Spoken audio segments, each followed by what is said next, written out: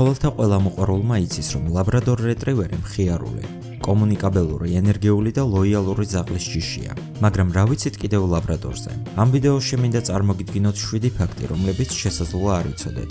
ლაბრადორ რეტრივერი ამერიკელების ფავორიტი ძაღლის ჯიშია. ამერიკაში ძაღლის ჯიშების რეიტინგში ლაბრადორ რეტრივერი მოწინავე პოზიციაზეა 24 წლის განმავლობაში. შავი, ყავისფერი და ყვითელი ლაბრადორი შესაძლოა დაიბადოს ერთი და იმავე მშობლისგან. სხვადასხვა ფერის მშობლის შეჯვარებისას ლეკვები იღებენ მხოლოდ ერთ-ერთი მშობლის გენეტიკურ ფერს. ლაბრადორის ყველა შეფერილობას თავისი დანიშნულება აქვს. მაგალითად, შავი ლაბრადორი სხვა ფერებთან შედარებით გამოფენებზე დიდი წარმატებით სარგებლობს. ყვითელი საუკეთესოა პოლიციის რიგებში, დამხმარე ძაღლის პოზიციაზე, ასევე შეზღუდული შესაძლებლობების მქონე ადამიანებისათვის. ხოლო ყავისფერი იშვიათობას წარმოადგენს და ითვლება ძვირფას, განსაკუთრებულ ფერად.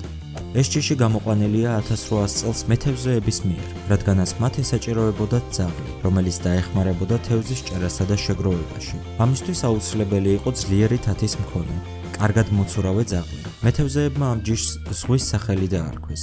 სწორედ ამიტომ ეწოდა ამ ძაღლის სახეობას ლაბრადორი. შეჯვარების შედეგად მიღებული იქნა მკვეთრად გამოხატული 5 ნიშნის მქონე ძაღლის სახეობა.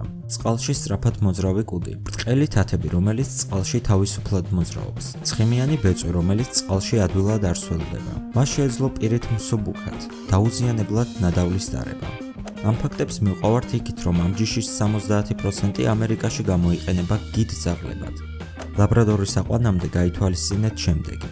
ეს არის ჯიში, რომელსაც აქვს უსაზღვრო ენერგია. აუცილებელია ამ ენერგიის დახარჯვა დიდ ტერიტორიაზე მუდმივი ვარჯიშით. ლაბრადორ რეტრივერის სუსტი ადგილებია სახსრების შემაერთებელი ქსოვილი, ასევე თვალი, რომელიც მიდრეკილია სიბრმავისკენ. ის ოჯახის საუკეთესო კომპანიონი ძაღლია. თუ აიყვანთ ლაბრადორის ლეკვს და მოთმინებით სწრთნით მას, უმჯობესია ეს გააკეთოთ ყოველდღიურად. მასზე დახარჯული დრო და ენერგია ფუჭად არ ჩაივლის. იგი ოჯახის წევრი და საუკეთესო მეგობარია. ამით კი ეს ვიდეო დასასრულს მივუახლოვდა. მადლობა რომ უყურეთ და მომავალ შეხვედრამდე.